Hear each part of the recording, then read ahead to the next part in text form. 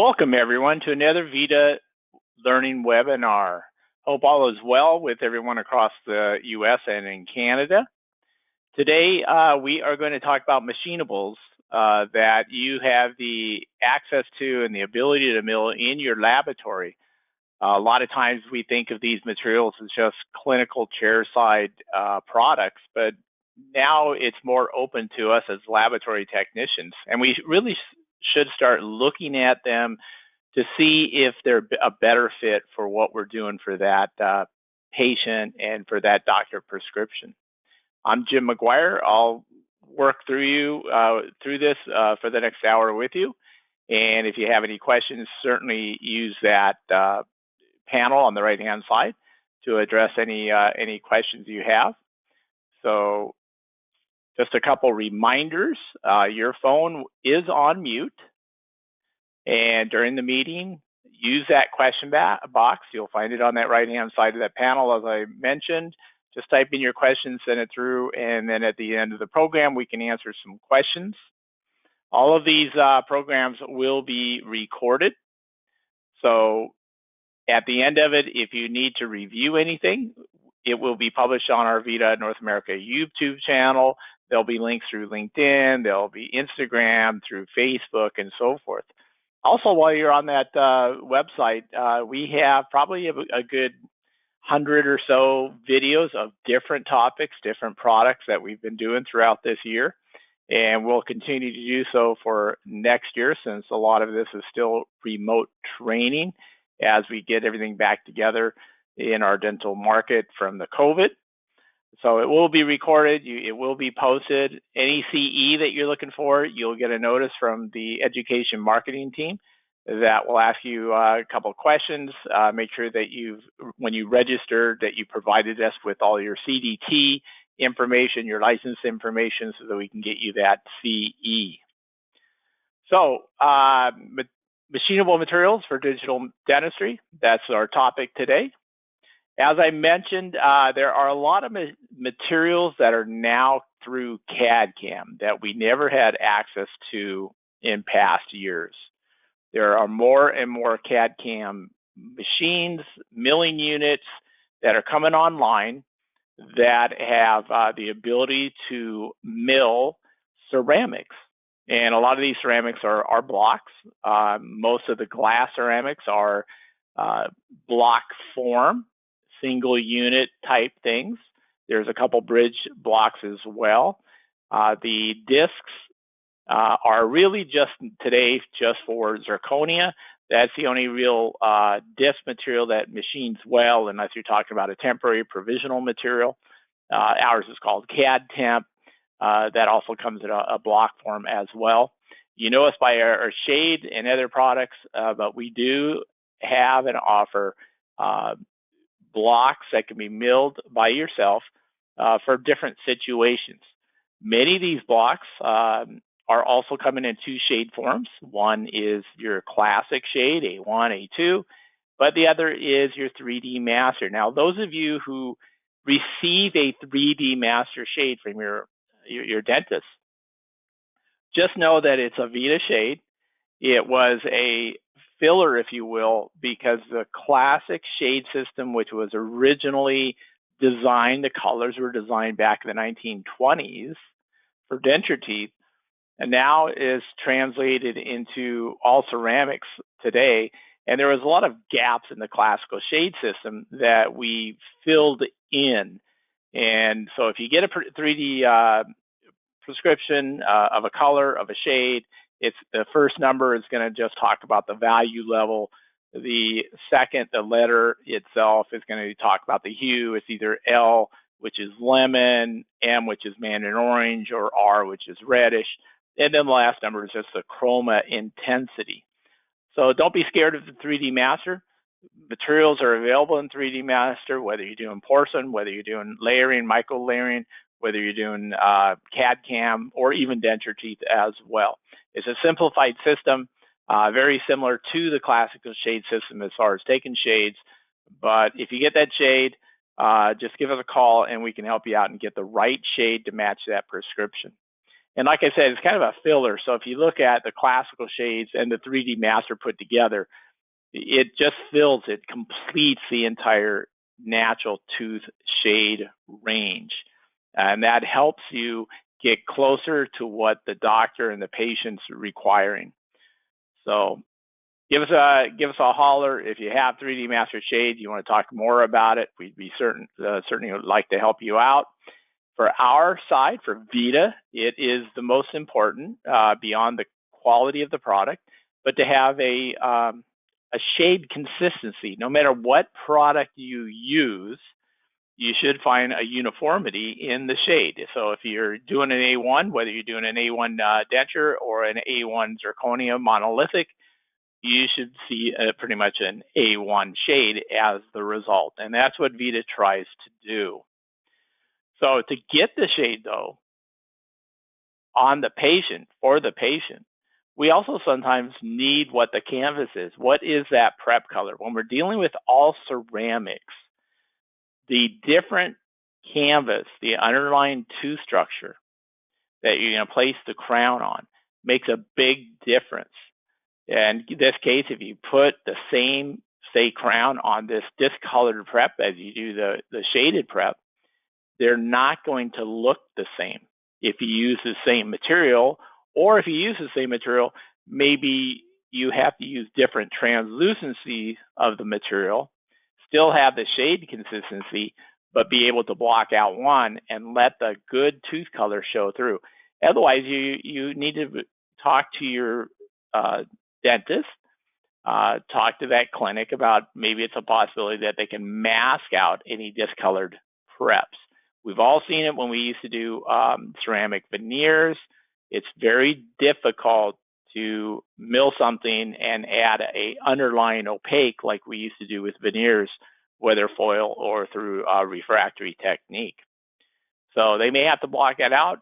You need to understand what that prep shade is going to do with the ultimate quality control of your shade consistency. Recommend that maybe, if you have some spare composite, if the prep is A2, make an A2 pseudo prep, so that then after you mill it, and whether you press it as well, anything all ceramic, you have a prep that you can place over it, over the pseudo prep. You can place that crown over it, and then look at whether or not it requires some staining or glazing, because that underlying prep, again, is going to make a difference depending on the thickness of the material, the selection of the material, and that underlying prep shade. It's very difficult to move from say an A3.5 and, hey, I want an A1 without using the right material or drastically changing something, because you will always have that underlying dark prep to shine through all ceramics. And sometimes, let's face it, sometimes you still have to use a PFM for certain casework because of that reason. So what do you have available to you? It's the same stuff that doctors use every day, chairside dentists do. We know that, at one time we were kind of hesitant about the dental market when dentists began to create their own restorations, but they're limited in their time, and they're limited in their resources, and they're limited in the number of units that they can produce chairside. They're very good at producing posteriors. That's the most common product that chairside digital dentist produces. And you will have all the spillovers really with the anteriors. You'll also get all the bridges and so forth. So these materials that they use are now available to you that you can use if you're thinking about getting into milling. So you may be a pressing laboratory, in which we have a material called ambria that presses really nice, which I'll show you in a few minutes.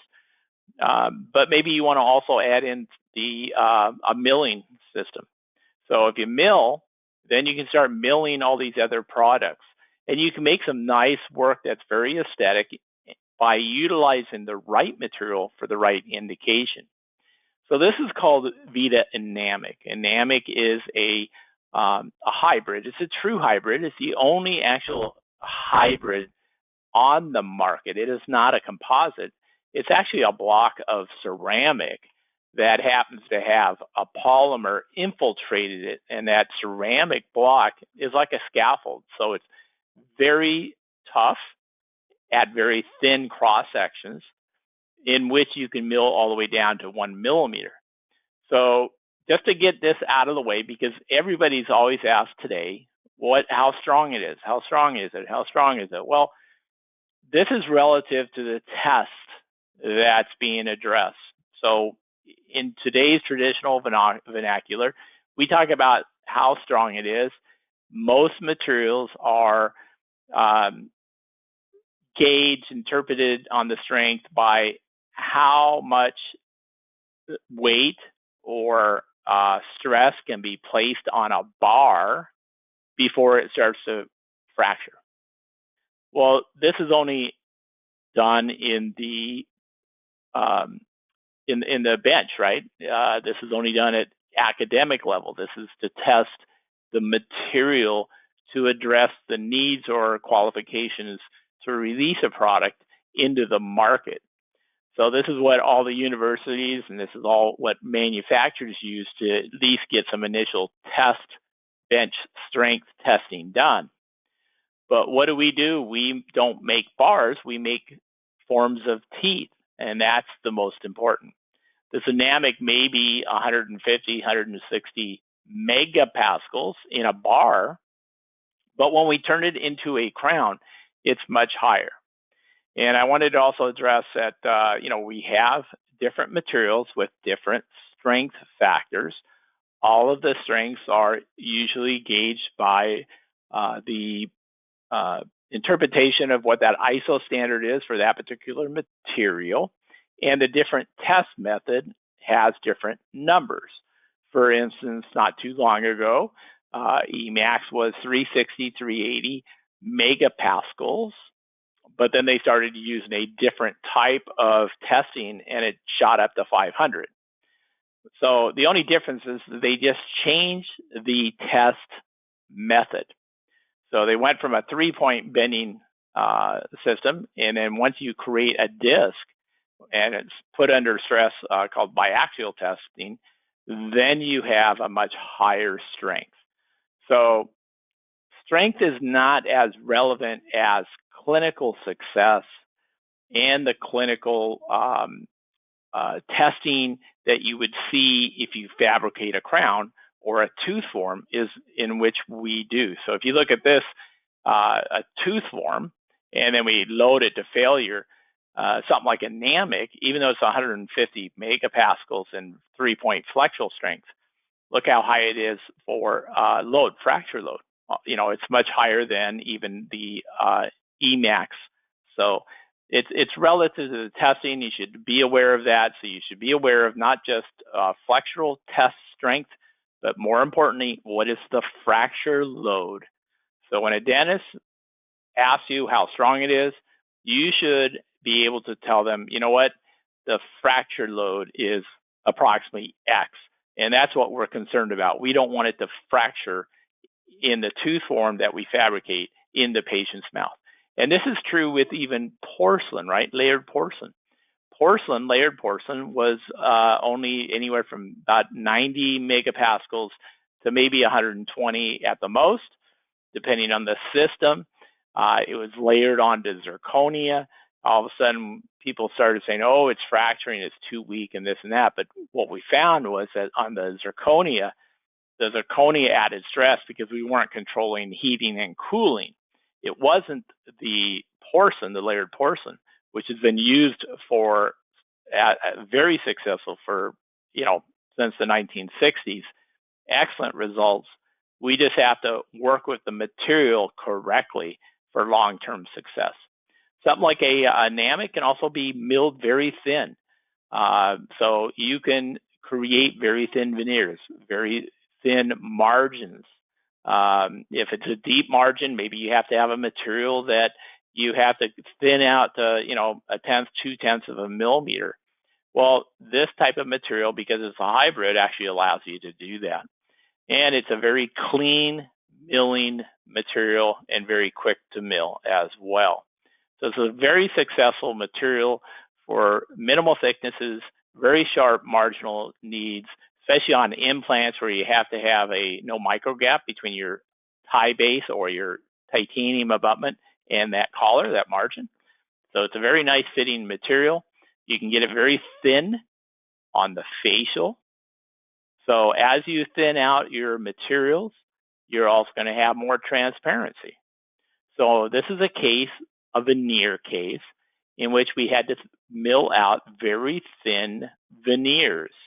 Now the canvas, the color of the teeth are very nice. They're a good color. So we don't have to worry about having to mask out these preparations. So we can create a very thin veneer of this material, almost see-through, using this material. If you needed to mask out the color, the prep, right, you would then have to use a different opacity or a different one with color to it to try to mask out and blend in. But this minimal prep veneers, all we're doing is replacing a portion of the enamel, and we have to try to mimic that color, underlying color. So you can use something like this, and then you can use just light cured stains if you want it on this material to just add a little bit of chroma if need be. Because remember, depending on the material, you're not going to use a zirconia material to create veneers like this. Even the most translucent zirconia can't get that thin, for one, but two, it has some opacity level to it, and you wouldn't be able to blend in with the surrounding dentition color as it's needed if that's the case. So you got to use something that's more transparent. Find something that's going to fit you the indication, a material with different opacity, translucency levels at different thicknesses. That's what you have to start identifying and assessing when you communicate with the dentist. Maybe the reason why you need more prep room is not because you need the veneering thickness, but maybe you need the thickness to correct the underlying shade for color and or translucency or opacity levels. So it's a little bit more advanced today as far as the knowledge that we need to have and communicate to our dentists on what we need from them if they're asking for a very thin veneer, but the underlying prep is a very discolored prep.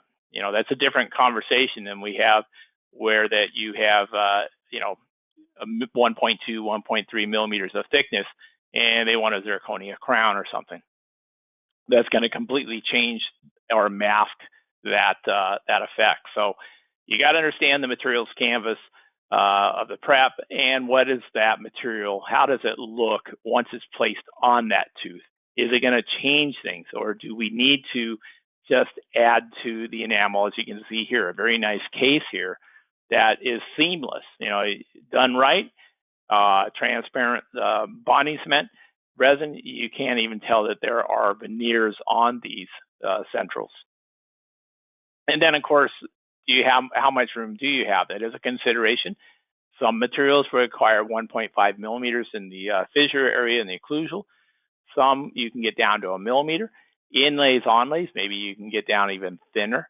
So you got to understand your material, what's their capability, and what's their translucency opacity value that will fit that tooth structure.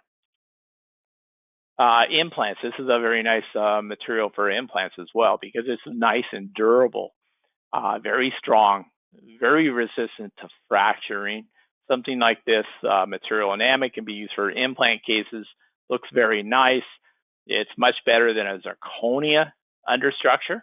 The zirconia, of course, is you're going to have to mask out. So if you start off with a canvas of, say, this material that is tooth colored to begin with, then you have something to at least to start off with that is more tooth colored than trying to mask out a pure white background.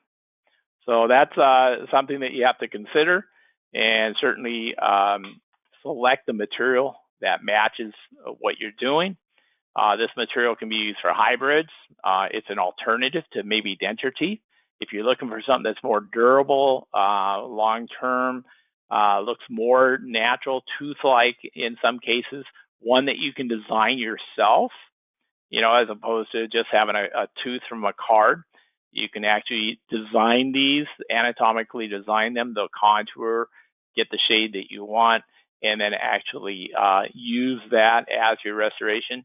It can maybe is the way to go on some cases, especially hybrids.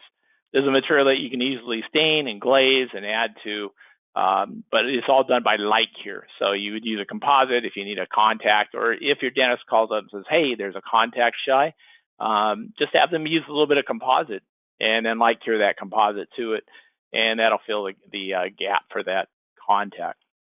But everything is light cured for this material, and then it's just set and you're done with it very easily. You can just polish it as well. Another material we're going to go over is Supremity PC, which is basically an Emax. It is stronger than an Emax. If someone says, hey, all I care about is that MPA, that flexural strength of a bar, I want something stronger, that would be the Supremity PC material. It's got a high concentration of zirconia so that it adds strength to it. It has equivalent of a structure, a very fine grain, a little bit finer than an Emax press or Emax CAD material.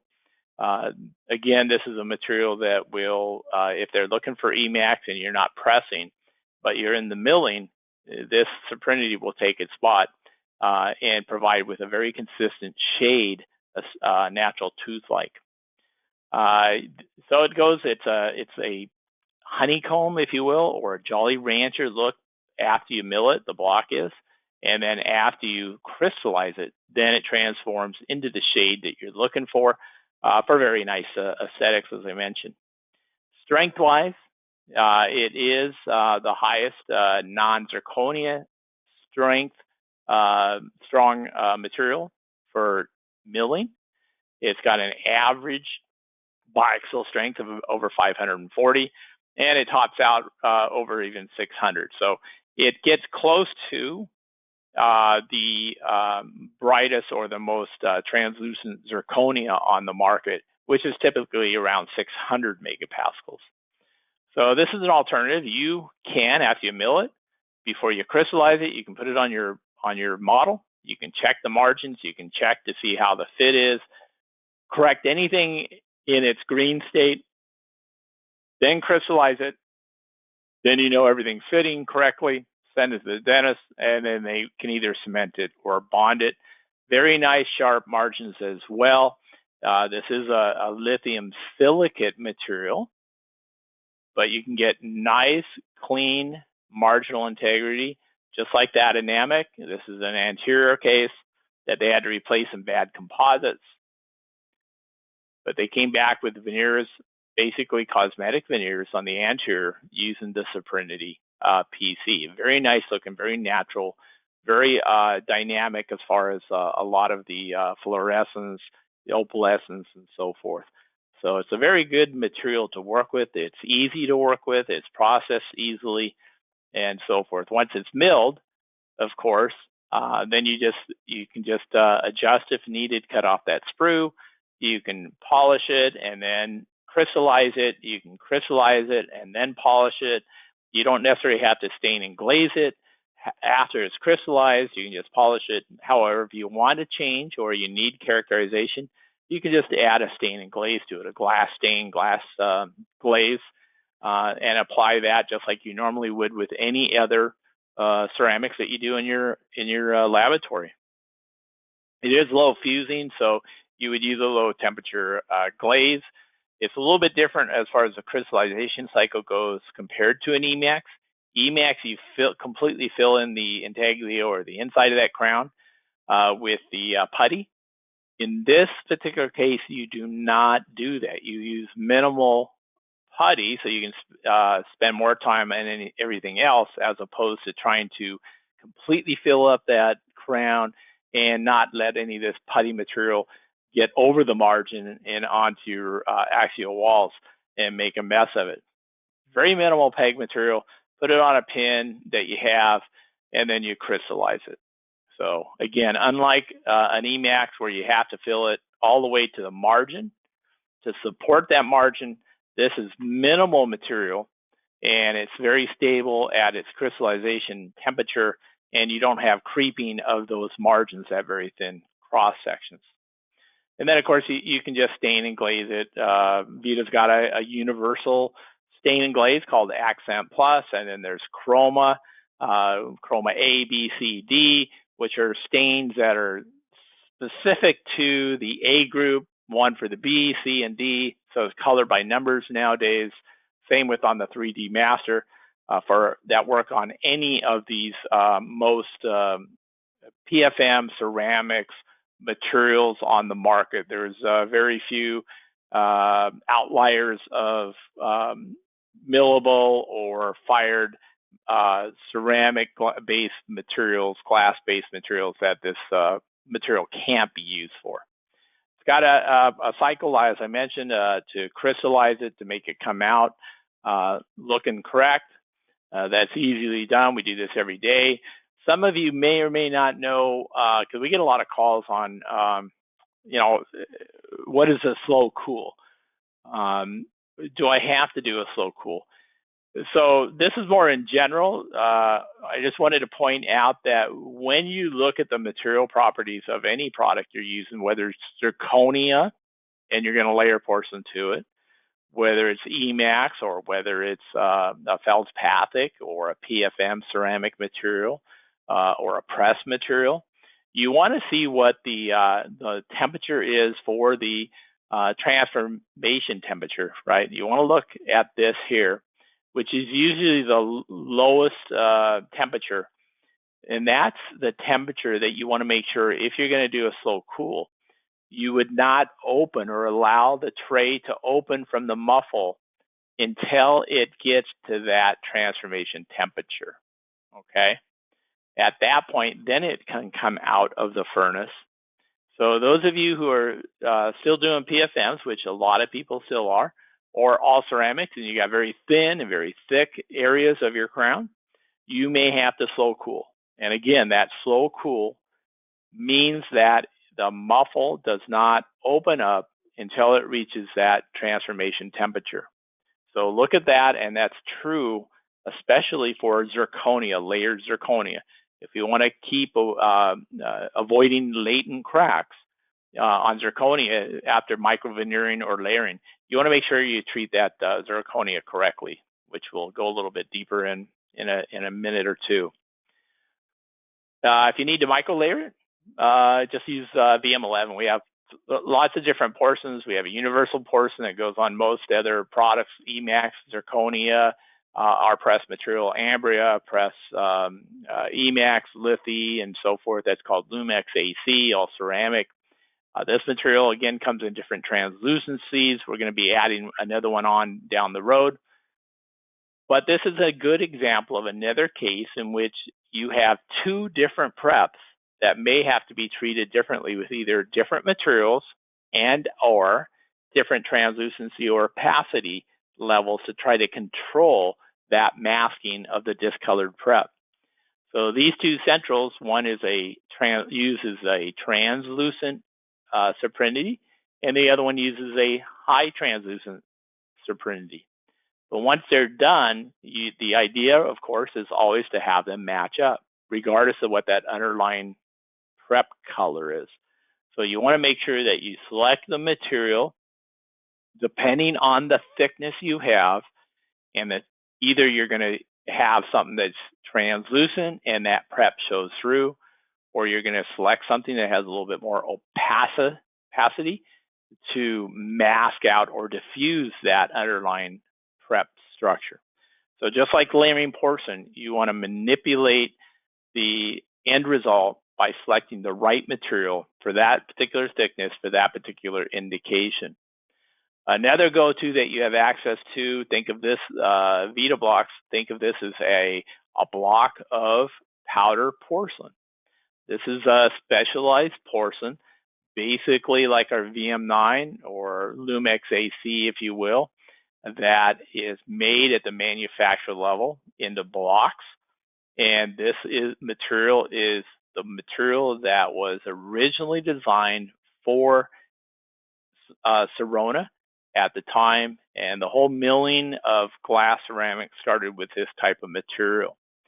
It's been performing well for many years at very high performance. Again, it's kind of like a porcelain powder that we form and then fire.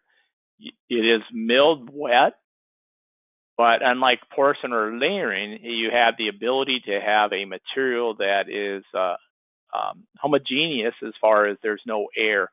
There's no, it's very dense material. So therefore, once it's created in a crown form, it's a lot more stronger than you would if it was a layered porcelain, if that's what you're looking for. Very aesthetic and very strong. The caveat with this is if you're going to use a posterior, you're going to make this 1.5 millimeters thick. At 1.5 millimeters thick compared to an Emax that is 1.5 millimeters thick, the fracture resistance, the fracture load, is basically equivalent. So it's a very nice material. It's been out there for many, many years. It's got, for molar crowns, 92% survival rate, over 17 years. So that is very high. That's why we used to call this the gold standard for CAD/CAM. It's got very nice wear properties. Maybe that's a concern for your dentist. All of the materials of VITA are benchmarked off this Mark II material. We found early on that there was a ceramic formula that would wear similar to enamel, which is what you want. The closest you can get to a wear factor like a natural tooth, that's the best. That's the standard. So Supremity, Zirconia, everything that VITA manufactures are always going to benchmark against this material to make it wear kind and friendly to an antagonist. This is milled out very thin as well on the margins. It has to be to fit those close to feathered margins. But if you take an example of this, you can see how close a VITA block, a Mark II or a Trilux, how close that fits to the natural look of a tooth. It's very close. It's the closest thing that we've produced that looks natural. The indication is veneers, inlays, onlays, anteriors, and posteriors. However, what's more important is you're going to select this material if you want the most cosmetic, the most aesthetic material that's required. And in the posterior, as long as you got 1.5 millimeters of material thickness, you're good to go with this material. But it looks very natural. It's unbelievable. It's the most natural thing that look that any machinable block has. It's very close to layered porcelain. It comes in monochromatic or multicolor, if you will, called the Forte. But it blends in nice, and it's feldspathic. You can do anything on it. You can add texture to it. You can don't even have to fire it. This can come out of the mill.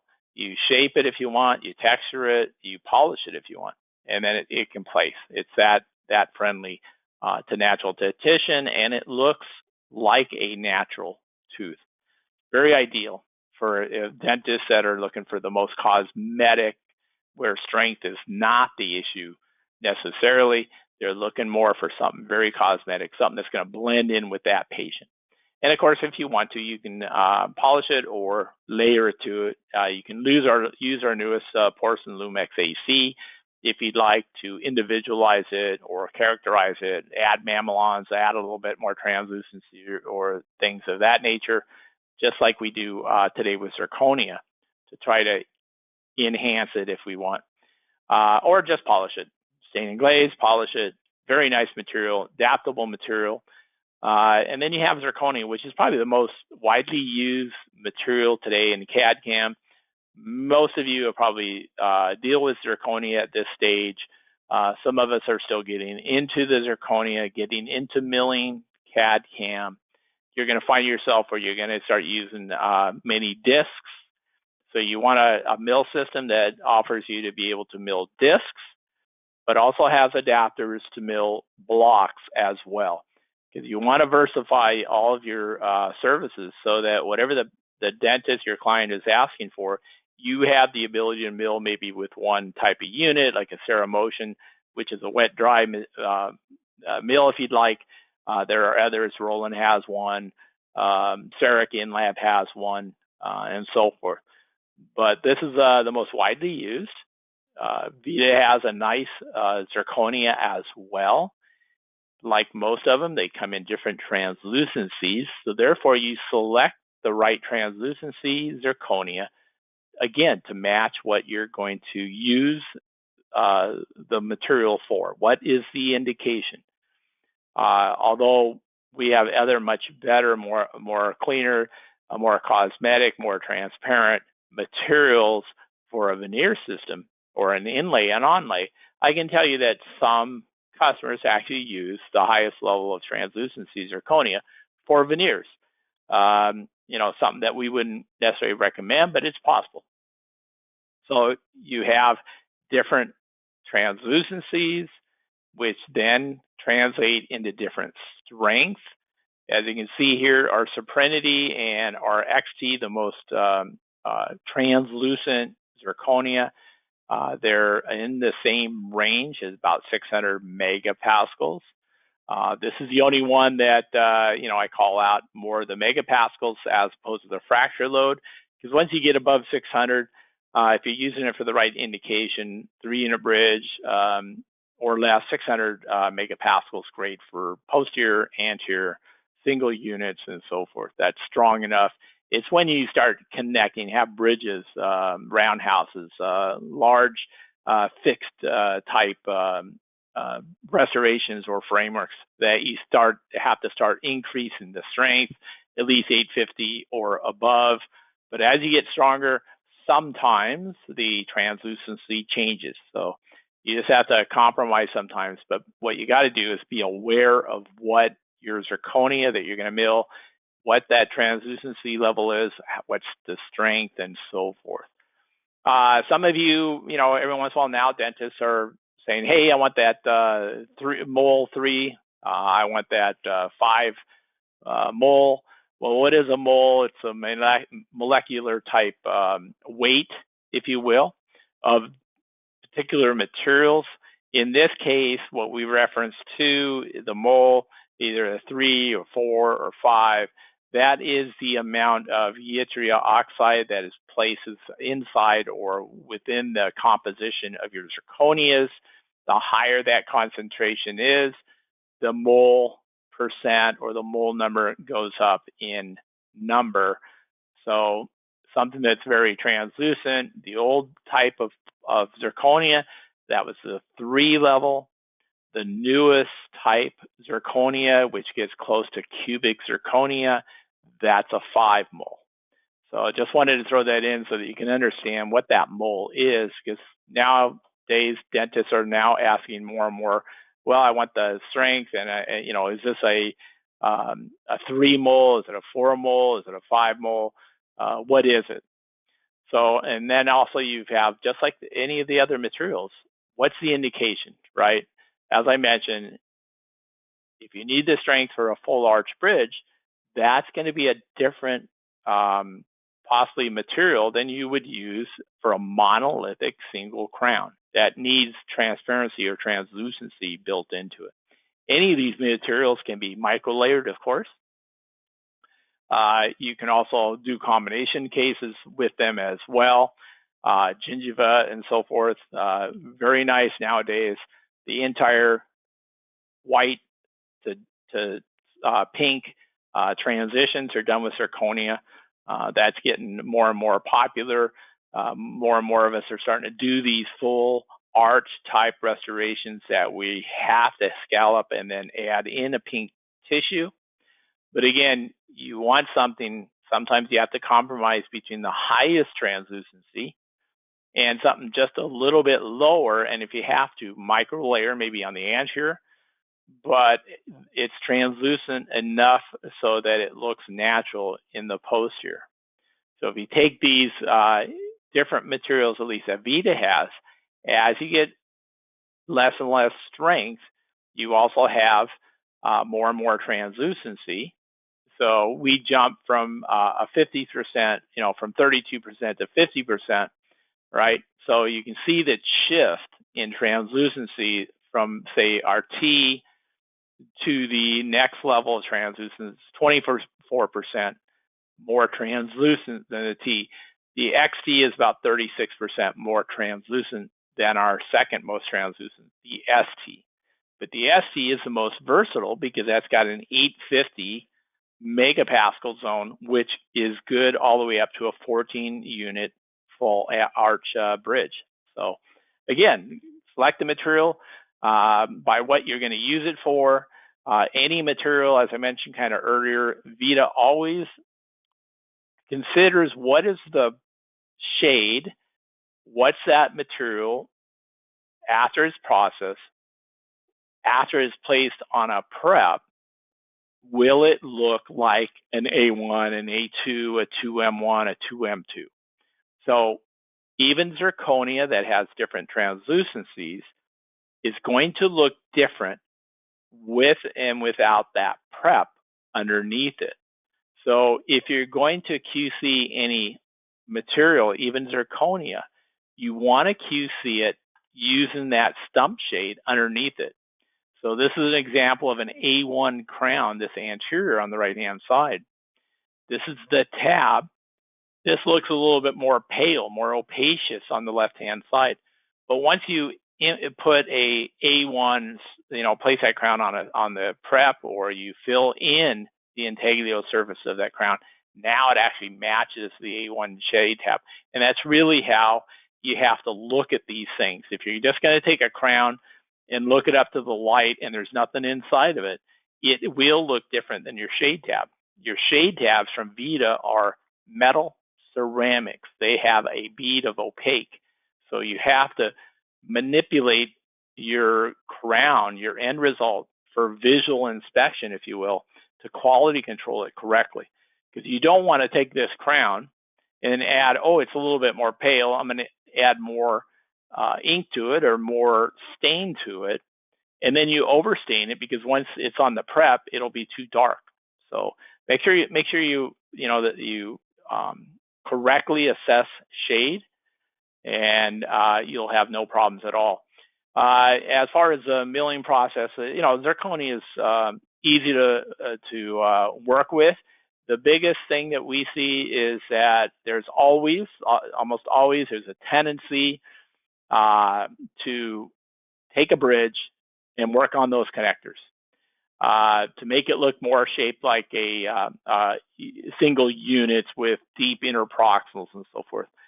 That is fine as long as on the lingual side you've got enough connector thickness. Each design software, it has been worked in with the material to give you limitations on how thin you can make connector joints. So you have to adhere to those. Otherwise, we're starting to see many full arch, very strong 1200 megapascals or stronger. Some of the 3-mol type zirconia is coming back, and usually they shear either through the ponic or right close to that interproximal between a ponic and the abutment, and they're fracturing over long term. And we go back and look at it and find that it's been compromised as far as the connector thickness go. So make sure you use the right materials to clean it up, contour. This material, almost like a Brillo pad, this is a very nice material in which you can polish, if you will, the surface of your zirconia. It's like a Brillo. It's the best I can explain it. It's the material, it's the fiber that is used to polish, for instance, a surgical guide or a stent at the marginal area, you use this type of material, this wheel, to try to smooth out the sharpness so that it doesn't add discomfort to the patient when they place it. But this is a very nice material, minimal removal of zirconia, but what it does is it polishes it as well. It smooths it out very nicely. So before you center it, you might want to use a brush like that, a rotary instrument like that, to do that, and then go ahead and center it, and then you'll come out with a very nice smooth surface, which is very nice to then go ahead and stain and glaze. If you are adding liquid to them, shading liquid to zirconia before it's centered, that's a possibility as well. We do that by a brush, or we use little felt tips, painter's syringe type tips. You can get them on Amazon. The only thing I would caution is that if you start using liquid, make sure you always cover the margin end, the end of the margin, and go slightly inside of it. Otherwise, you'll end up with a whitish marginal edge. So if you use colorant down by the cervical, make sure you cover that margin so it doesn't come out whitish. And then there's different applications, different materials, just like post-centering and stain and glaze stuff. You know, we have grays, we got blues, orange, pink, 3 different pink levels, all sorts of different colors to use it. What's important though is once you color any zirconia before you center it, it has to be dried before you put it in the sintering furnace. And if you're not sure of what color result you're going to have, take your old discs of the same translucency that you're going to use. Take those old discs and just use sandpaper, thin them out, and then add colorant to those, and then just center those with your batch before.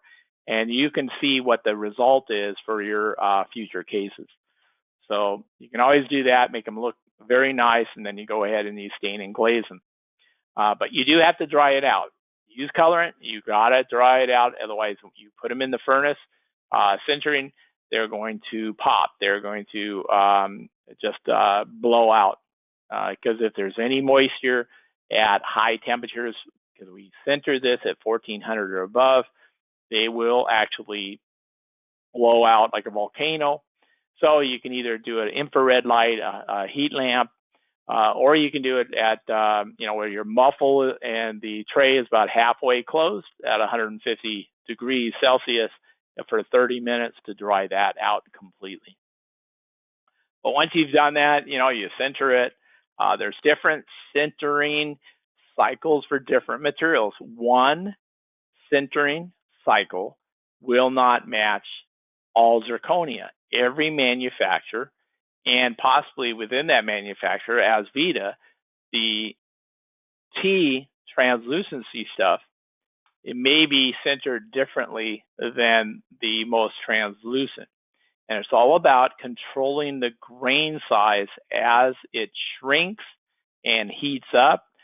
These grains are shrinking or they're expanding, and we've got it fine-tuned. All manufacturers have it fine-tuned that at a certain temperature, the grain structure, the grain size is a certain size to reflect light, to change that light transmission to get the correct shade. So if you're not seeing the result that you want from any zirconia, you may have to double check your centering temperature, and then adjust that.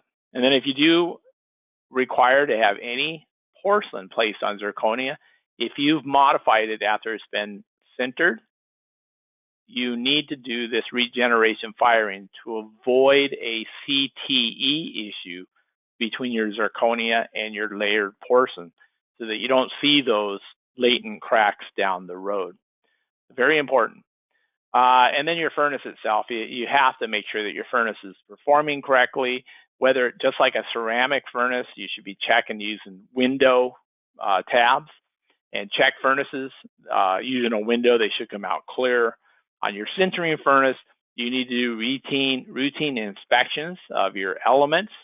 If you're starting to see discoloration on your elements, whitish, that's no good. You want to do a clean fire periodically to recondition these elements so that they avoid and seal up any cracking and or extract any discoloring, possible discolorant that's been building up on those elements.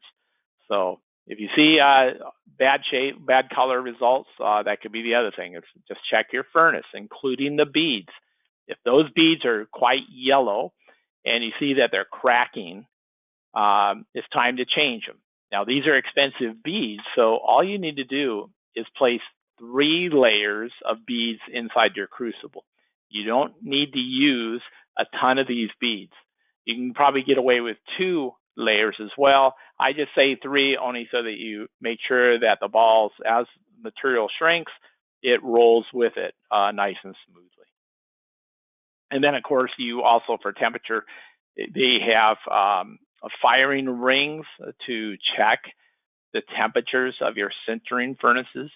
Over the years, your elements start to have to produce more and more energy to get to the right temperature. They occasionally start to lower in the temperature as the elements get older and older. So periodically, you want to start measuring the temperature to make sure you are within that zone that's correct for the right sintering. And then zirconia, you always want to polish, or you want to remind the dentist that they have to polish. They have to polish anything that they grind on. We should polish it before it's sintered using that Brillo pad type brush, which is a good idea. Polish it after it's been sintered, and then we lay on the stain and glaze. We only fire around 850 for our zirconias, which is a good rule of thumb, so that you don't, if you use pre-shaded and or color liquid in your zirconia, it's not so high that it starts to burn out all those pigments. So at about 850 Celsius or below, that's what we find suitable for zirconia to stain and glaze and so forth. And zirconia, like all of the other materials that I went over, are certainly stainable, glazable if you'd like. Supremity is the only one that really you have to process. The ambria material, Emax or lithium disilicate, zirconia, our porcelains, our feldspathic, the VITA blocks, Supremity, all that is usable with the Accent Plus stains, which come in different colors, just like everybody else. Uses different colors for different effects. No different than anybody else's, but this is a universal stain and glaze that adds fluorescence that works really nice. And the most common question we've always received in the back when it comes to staining and glazing is, I need a stain for A2. I need a stain for 1M1. I want to just add a little bit of color to make it a little bit more A3. Well, now we have stains called chroma stains that are actually labeled A, B, C, D, and same with the 3D master, so that all you do is that stain is already pre-measured in colors, and you add to it, and you can create it so that if you need a little bit of an adjustment to make it match a little bit better, you can just use these stains and just do that and try to match them up. So it's like a quick fix, if you will. But zirconia, of course, along with any other material, at the end of the day, it's got to blend in. It's got to look natural. And that's what VITA has to offer.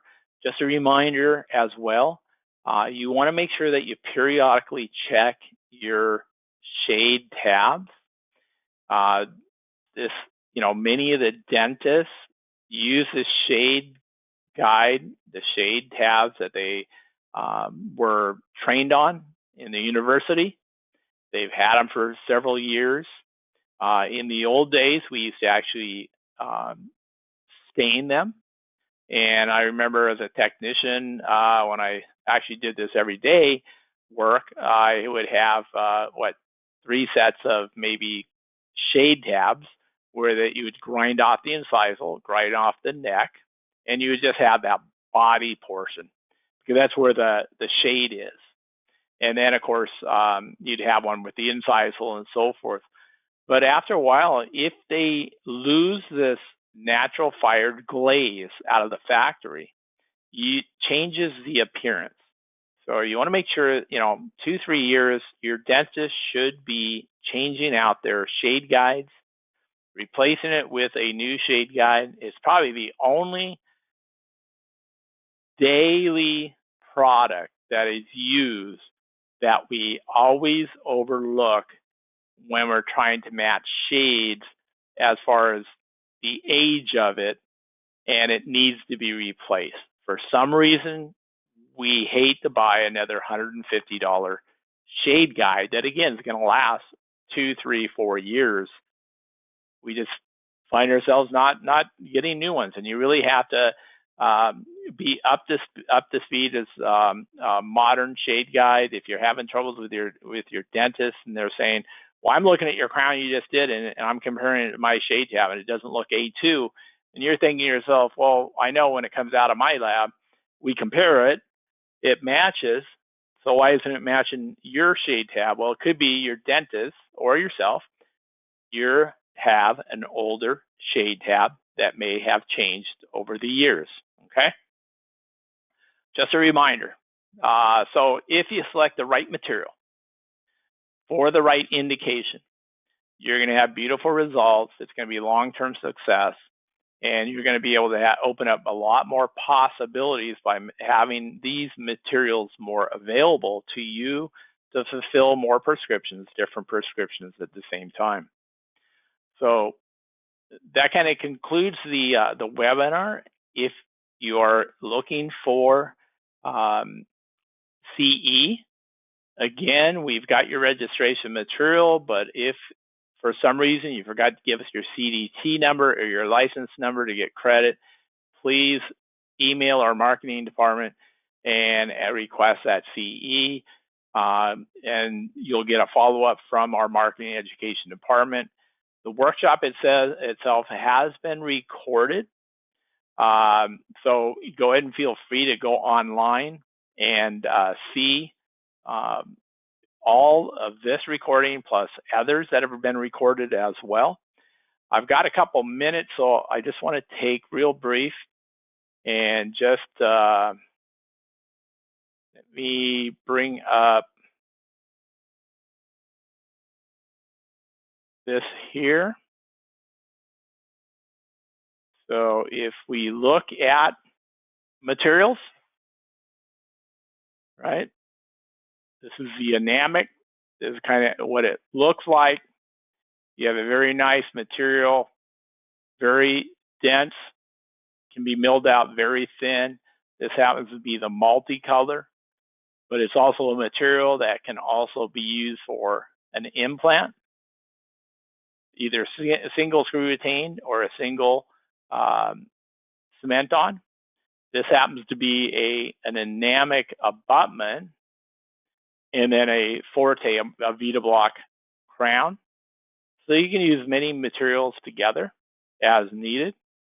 We'll be doing a lot of this types of work at Chicago next year, Chicago in February, of course. But this can be a very nice material in all sorts of different applications, whether it's full contour, veneering, and or onlays, inlays. And again, this material is only light cured stain and glaze. And then you have the VITA blocks, which is the most aesthetic. It's just called Trilux, but this is VITA blocks. But this is a multicolor block, feldspathic porcelain, very strong, very nice, the most aesthetic, widely used on the digital chair side. Very millable, very clean, and you can stain and glaze it, or you can just polish it. Okay, so something like a color pre-shaded glass material in which you select the right, or have the dentist select the right shade. You're not going to have to do anything. You might even just glaze it or just polish it and let it go at that. And then, of course, the Supremity, which is an Emax but stronger, Again, it has to be crystallized, but again, a very nice material, especially for thin cross sections, posterior, if you're looking for the strength, but you're looking for the shade consistency. You know, a lot of the EMAX stuff is very gray, or competitor lithium disilicate has a tendency to be more gray, more lower in value. VITA has done a tremendous job to try to make this material so that it's very shade consistent. It's very similar to the pressable ambria material that we have. So when you're looking at even ambria, you can kind of see how it shines, and you've got that red, bluish opalescence coming through it. So red, orange, right? So depending on the light, how the light's transmitting through it, you can see how it glimmers. After you press that material, or after you mill something like Supremity, you still have that organic opalescence effect inside that crown to make it look nice and sharp, and a very aesthetic pressable material. This happens to be the ambria with the Lumex on it, which is a low fusing porcelain. But you can really see how this ambria really stands out as far as looking natural. I mean, it's very close to that Forte material, very dynamic, very tooth-like. And then, of course, remember, you're always going to select your Zirconia according to the translucency that you need, but it looks different when it comes out of the sintering furnace compared to after you glaze it. So make sure you adapt it and stain and glaze it accordingly after you put something inside of it, because it's always going to look more pale than it does after you glaze it. So make sure you understand that. This is an example. If I take this product here, this Zirconia, and if I can focus here, if I have it next to the prep, and I'm thinking, wow, man, it looks close, but kind of looks pale. And then they put it on that prep, all of a sudden it's going to become a little bit darker. So that's how you want to assess it, to make sure that these are correct in shade. And this is how VITA takes a look at the material. What does it look like on the tooth prep? Does it maintain and is consistent with its shade consistency? And then, of course, anything you want to do as far as changing, we have different stains as well, right? We have the different color combination of chroma stains that are from the A, B, C, D, and then we also have the 3D master as well. So, and then, of course, we have all the glass stains, different colors, as I showed earlier, of different materials, different colors. If you're looking to make it more creamy, more like a Mayo, for instance, all you have to do is add glaze to it, or add what we call finishing agent to it, which is like a talcum powdered clear window porcelain that is sometimes used to get a different texture and gloss from your ceramic work. So we've got all that going on. We have the let's see here. We have like I mentioned, we have everything online. You can go revisit. We've got a lot of new materials coming out here next year. You'll see them there at February in LMT Chicago. Let me scroll down for a second here. Sorry, get to where I ended up at from the current slide. Social media, join us, follow us. Give us your information. You have a case that you'd want us to push out and show to everybody. Give us a call. Give us a social, a shout out on your social media page, and see what we can do and start the buzz about VITA and the materials that we have to offer. If you need to talk to a rep to find out pricing, anything of that structure, we've got reps out in the field, both Canada, US side. We've got the help desk. We've got, the reps themselves can help you with different specials that are going on, things of that nature. We got a ton of more webinars such as this going on for the rest of the year, and then we're going to start it up again after the first of the year. We're going to show, do hands-on, get back to that. Not as many as we've done in the past. I think that's kind of, for the whole industry, it's kind of hard to get to different states, different areas that have different COVID rules. So we'll start out, we'll do a few hands-on next year. We'll also do a lot of remote webinars, remote hands-on training, and so forth. So if you're interested, please visit our website and sign up for other topics. Otherwise, all the topics, like today's webinar, it is recorded and it's available online at our VITA North America YouTube channel.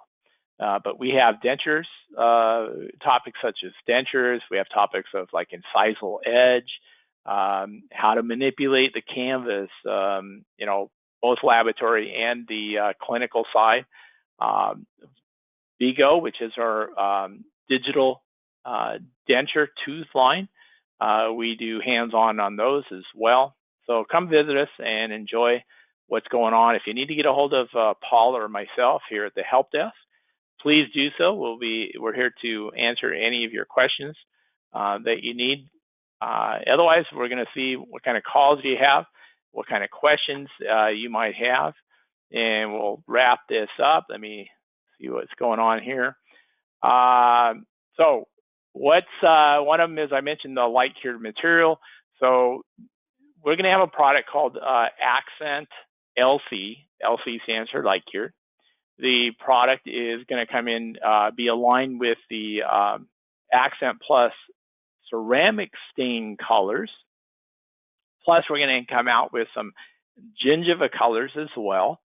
That will be out in another month or so. We're just waiting for FDA approval, Health Canada approval as well. But that's a material that we will have for sure by Chicago, LMT, next February. But that's a material light cured. It takes about, if you have an operatory wand light cure source versus a box, it can cure in about 2 minutes, completely cure. If you're using a laboratory box for that, you're going to end up with probably about a 7 to 8 minute cure for final cure, because whatever reason, because of the open space, a different light bulb that's actually used, it is takes longer for a lab to do. So anyway,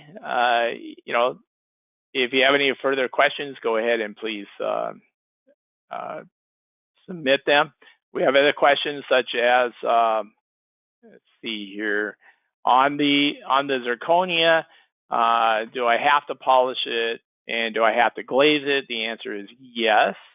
It should be glazed and polished, and the dentist should remind themselves, or you remind the dentist, to make sure that if they adjust it, they need to at least polish it. We want to see a smooth surface when it comes to Zirconia. Another question on Zirconia is on the coloring liquids. Do you have a pink tissue color? The answer is yes. We have 3 different pink levels: light pink, regular pink, and then a darker pink. And then, of course, all those pinks, like any liquid or any stain, they can be mixed together to try to provide that additional color that you're looking for. So sometimes we forget that many of these materials can be mixed, blended together to try to fit the shade or the nuance that you're looking for. So the other question is the Supremity always crystallized? Yes. In its uncrystallized state, It's good to mill. It's in the right hardness that can be milled and milled precisely, but it has to transform into that 2 shade.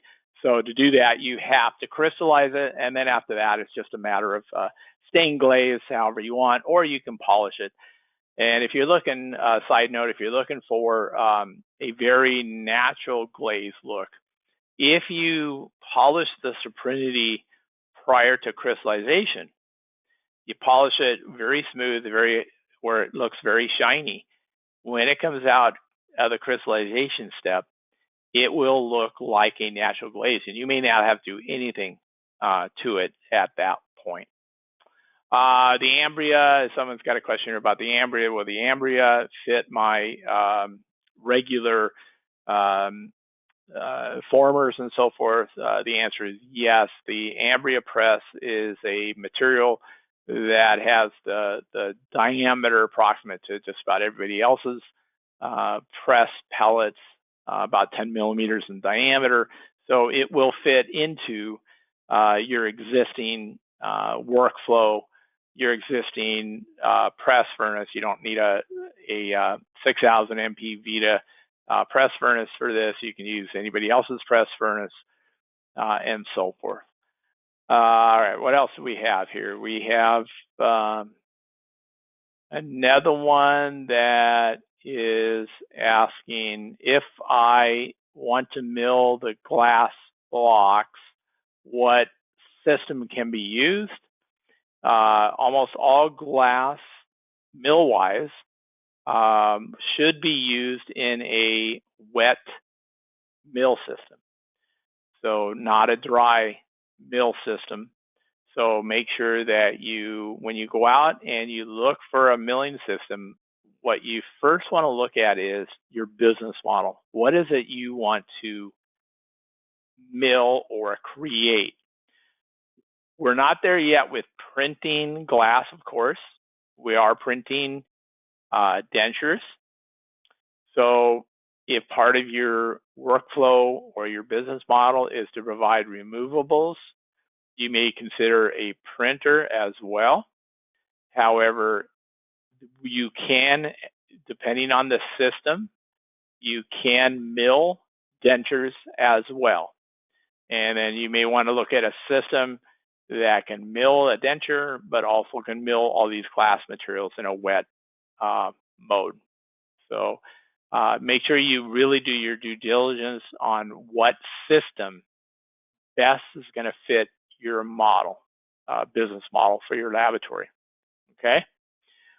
Does the Lumex work with the Supremity? The answer is no. Unfortunately, because of the 2 different CTE ranges, Lumex AC, which is a low fusing porcelain, that does not get applied to the Supremity. However, it can be applied later to our ambria press, Lissy press, Emax press, Emax, or feldspathic VITA blocks material, and Zirconia, as well as titanium. We have an opaquer that you can use for titanium abutments with the Lumex AC. However, unless you really want to go into adding a ceramic to a titanium abutment, I would clear away from that and probably move more towards a light cured system, so that you don't have to put that abutment into a furnace. And those of you who have tried this, you understand that it comes out all black. That oxide layer just grows, and it's like a black abutment. And then you got to get rid of all those oxides as well. All right, so that wraps it up for today. We're getting to the timeout. Does VITA make a stump shade guide? We used to, but to be honest with you, what we found out was that our VMLC, our composite material, our indirect composite material, our stump material was basically renamed, but it was the VMLC. So we have in our VMLC composite line all of the A shades, all of the 3D master shades that can be used as a stump. So if you're looking for that material, just give us a shout out and we can get you the particular shade that you're looking for that's going to replicate that stump shade, that prep shade. And that was called VM, veneer material, LC, light cured. So veneer material, light cured, VMLC. And again, that comes in a classical and 3D master shades to mimic that tooth. So I hope that answers that question as well. So we're going to wrap it up. I want to thank everybody for joining us today. It's been very good for us to help at least reach you through these remote webinars. If you have a topic or maybe a particular speaker you'd like to see us work with, or a topic that you would like us to go over in more specificity, please give us a shout out. Just email me at the help@vitanorthamerica.com or my name, Jay McGuire, at vitanorthamerica.com. Let me know what you're thinking. Let me know what you need.